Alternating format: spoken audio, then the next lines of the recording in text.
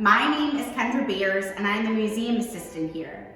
Today I'm going to be telling you and showing you all about 12th night traditions, including the main tradition of the 12th night cake. Here we're going to be making one and doing everything completely in our reproduction kitchen.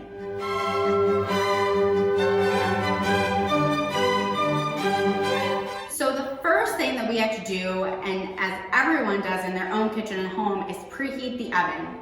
We have preheated our hearth to about 350 degrees, and that's where you're going to go ahead and preheat your oven to at home.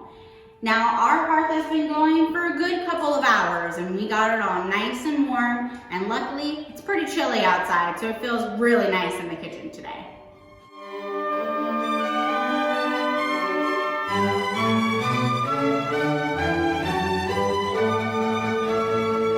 So our first ingredient that we're going to be working with today is currants. Now if you're unable to find currants in your grocery store at home, you can use golden raisins as well, and that works just as perfectly. So our currants have been soaking in brandy until they were plump, and we're going to go ahead and take some of that brandy off of our currants.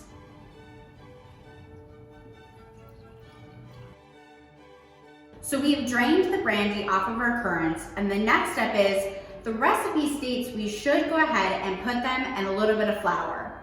That flour will help the currants to not sink to the bottom of the cake pan when we go ahead and put the whole entire thing together into the cake pan to bake. So let's go ahead and get that started.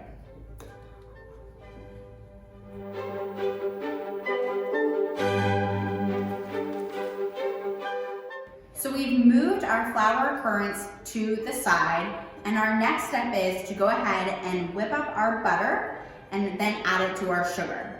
So we're going to go ahead and get that started. We have our butter here. Now for your recipe at home, you need about a pound of butter. That's about 2 sticks. So we're going to go ahead and kind of soften this up with a spoon. Now, I guess we should tell you where this receipt comes from. This receipt comes from a book that was owned by Martha Washington, and it is for her great cake. This is a very popular 18th century recipe for a 12th night cake, and we see that a lot at different parties and different occasions during this holiday season. So we've gone ahead and mixed up our butter, and we've softened it a little bit, and we're going to add it to our sugar. Now we're going to add this mixture together and mix it all up until it is nice and fluffy. It should be the consistency of whipped butter. So let's go ahead and add our butter to our sugar.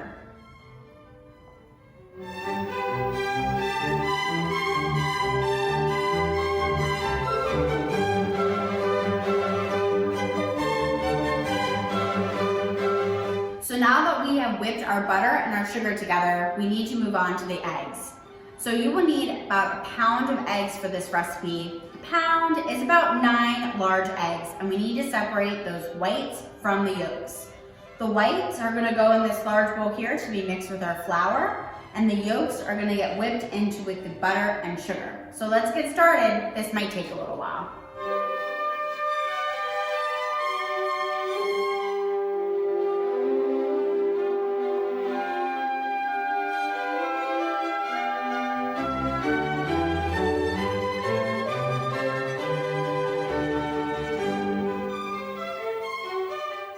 Now that we've gone ahead and separated our eggs, we need to whisk our whites until they are stiff peaks, and then that will get folded into our flour. Then we also need to go ahead and whisk our yolks until they're creamy in texture, and that will get mixed into our sugar and butter combination. So let's get started.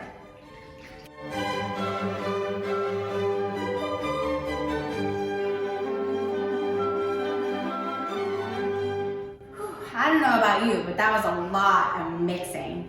So we're gonna go ahead and now put our yolks in with our sugar and butter mixture. Now remember, this was about 2 pounds of butter, 1 pound of butter, 2 sticks, and then 2 cups of sugar, and then we have 9 egg yolks. So we're gonna go ahead and just gently fold this together. All right, so we've gone ahead and combined our yolks with our butter and sugar mixture. Now, since that's combined, we need to gently fold in our flour into our meringue mixture. And when I say gently, I mean gently. We want to make sure those stiff peaks stay as stiff as they can.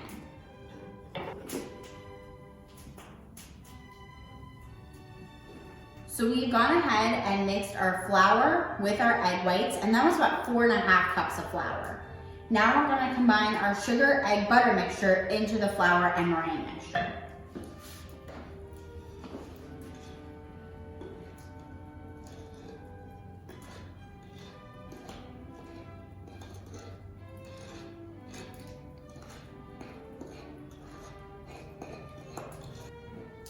Let's get mixing. So now that all of our ingredients are combined together, we need to add some of the special flavoring. So first, we're going to go ahead and add our currants dipped in flour.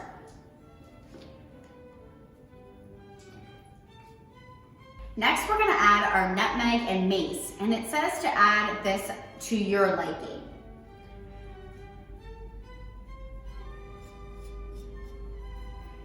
We're going to mix this all together, and then we have one other special ingredient. So we have one more ingredient to add to our cake, and you may be thinking to yourself, this is just a plain fruitcake recipe, Kendra. Well, this special ingredient we're about to add makes it the 12th night cake of the season. So the next thing we're gonna add is some kind of trinket. Usually they would add a bean or a coin. We're gonna be adding half of a coin. And when it was the 12th night celebration on that last night, when they ate this cake, they would go ahead and cut it into pieces. Now, sometimes children would be involved with that because children were considered to be unbiased, and they wouldn't give the cake that cake piece to a specific person. But whoever got that piece of cake would be the king or queen of 12th night, and that meant they were in charge of the party for the entire night, and they could pretty much do whatever they wanted. I think that sounds like a really good idea. To my mixture, I'm gonna go ahead and add our half piece of coin.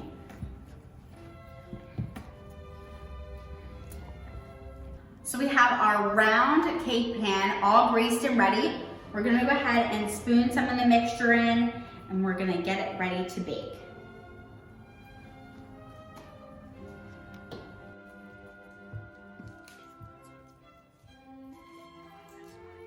Now that our cake batter is in the pan, we're ready to bake. Now, the original recipe says about 2 hours. I think it's at least gonna take an hour, maybe 2 for the modern recipe as well.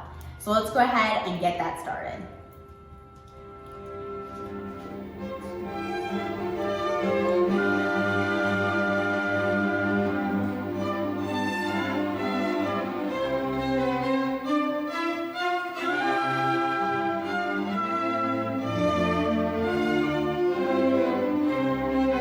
Welcome back. So our cake took about 2 hours to bake, and once it was done baking, we let it cool for just a little bit, and we needed to soak it in brandy for the rest of its time. Now, they say that you can soak it for about 2 weeks, but a month is preferable. Our cake has been soaked and it's ready for decorating, the best part. So our receipt for our icing is from the 1769 Experienced English Housekeeper. And this is called royal icing. It's really simple. It includes 500 grams of confectioner sugar, 2 egg whites, and 2 teaspoons of lemon juice. So I've gone ahead and frothed up our egg whites. I've whisked them up, and we're gonna slowly start adding our confectioner sugar a little bit at a time. So let's get started.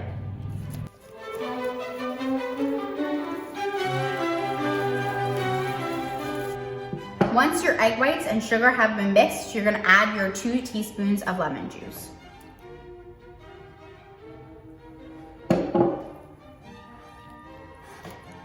And now it's time to ice the cake.